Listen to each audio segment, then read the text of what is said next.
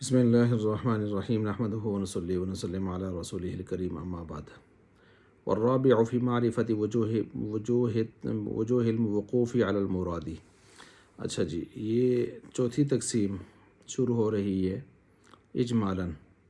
اور مصنف رحمۃ اللہ علیہ فرماتے ہیں چوتھی جو تقسیم ہے وہ جو ہے مراد کی، متکلم کی مراد کے اوپر اطلاع پانے کے اقسام کی معرفت کے اندر چوتھی تقسیم ہے۔ یہ تقسیم الرابع یعنی چوتھی تقسیم فی معرفت، تو وہ بیچ معرفت کی جاننے کے اندر ہے، طرق وقوف المجتہدی، مجتہد کے مطلع ہونے کے طرق کی معرفت کے اندر چوتھی تقسیم ہے۔ کس کے اوپر مطلع ہونا؟ اعلیٰ مراد النظمی، قرآنی جو نظم ہے اس کے نظم کے جو مراد ہے متکلم کی، یعنی جو مراد ہے لفظ سے، اس مراد کے اوپر مطلع ہونا مجتہد کا، اس کے طرق کے معرفت کے اندر یہ چوتھی تقسیم ہے۔ وہ ہوا، اور وہ یہاں پر کیا ہے، وَإِنْ كَانَ فِي الظَّاهِرِ، یہاں سے ایک سوال جواب ہے۔ سوال جواب یہ ہے، اعتراض اشکال، کہ یہ جو چوتھی تقسیم ہے یہ تو وقوف کی تقسیم بنتی ہے، تقسیم رابع جو ہے وقوف کی تقسیم بنتی ہے، کیونکہ واقف ہونا مجتہد کی صفت اور اس کا فعل ہے، تو یہ تو اس کی تقسیم بنتی ہے۔ آپ نے کتاب اللہ کی بنا دی، جواب دیا مجتہد کا جو علم و وقوف ہے وہ بھی آخر لفظ اور معنی کے سے ہی مستفاد ہے، یعنی مجتہد کا جو علم و وقوف ہے وہ بھی تو آخر قرآن کے لفظ اور معنی سے ہی مستفاد ہے، قرآن کے لفظ اور معنی سے ہی تو وہ مراد کی طرف جاتا ہے نا۔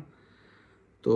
اب جب اس کے جاتا ہے، لیکن یہاں معنی اصل ہے اور لفظ اس کے کیا ہے، تابع ہے، تو لہٰذا تقسیم رابع کو ہم نے معنی کی تقسیم بنایا ہے اس کو، جیسا کہ پیچھے میں نے تفصیل سے نقشے کے اندر بھی واضح کیا تھا۔ وہی اربعۃ، اور یہ چار قسمیں ہیں، یہ بھی ایضاً اسی طرح جس طرح پچھلی چار بنتی آ رہی ہیں، تو یہ تقسیم رابع میں بھی ایسے ہی ہے۔ الاستدلال بعبارت النص، استدلال کرنا عبارت النص کے ذریعے، وہ بشارت ہی، اور مطلب اشارت النص کے ذریعے، وہ بدلالت ہی، دلالت النص کے ذریعے، وہ باقتضاء ہی، اور اقتضاء النص کے ذریعے سے استدلال کرنا۔ لأن المستدل، وجہ حسر شروع ہو رہی ہے یہاں سے، کہتے ہیں لأن المستدل،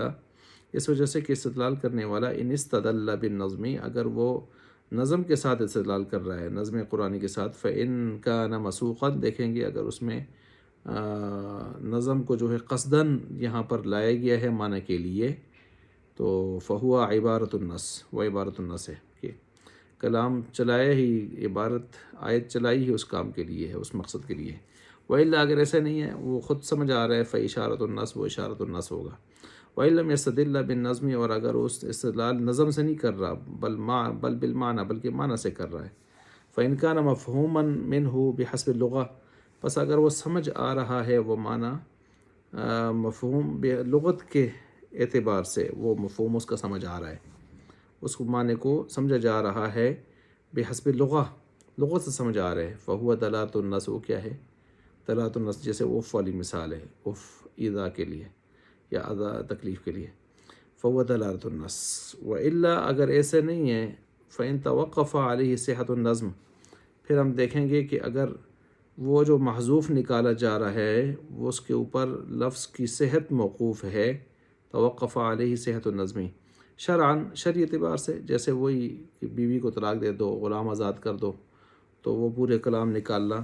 کہ بھائی بیوی کو طلاق دینے کا مطلب یہ کیا ہے کہ میں تجھے وکیل بناتا ہوں، تو وکیل بن جائے، اس وکالت کے ساتھ جا کے میری بیوی کو طلاق دے دے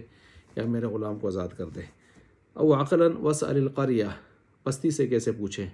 پوچھیے بستی سے، بھائی واسأل اہل القریہ، بستی والوں سے پوچھیے، تو عقلاً تب یہ جا کے ٹھیک ہوگا۔ فہو اقتضاء النص، یہ اقتضاء النص بنے گا، یعنی نص کے معنی کو درست کرنے کے لیے عبارت محذوف نکالی جاتی ہے۔ وَإِن لَمْ يَتَوَقَّفْ عَلَيْهِ، اگر شرعاً عقلاً محذوف پر کوئی دلالت نہیں پائی جاتی، خواہ وہ اپنی طرف سے کوئی نکال رہا ہے اور اس کے اوپر شرعاً و عقلاً کوئی دلیل نہیں پائی جاتی، پھر بھی اپنی طرف سے عبارتیں نکالتے ہیں، فَهُوَ مِنَ الاستدلالات الفاسدة، پھر یہ استدلالات فاسدہ بنے گا، یہ علامہ سیجی، جیسے کہ ان قریب یہ بات آ رہی ہے انشاءاللہ تعالیٰ، اگر آگے اللہ تعالیٰ نے چاہا تو۔ اچھا جی، یہاں تک تو 4 تقسیمات جو عام طور پر اصولی کرتے ہیں وہ تو مکمل ہو گئیں۔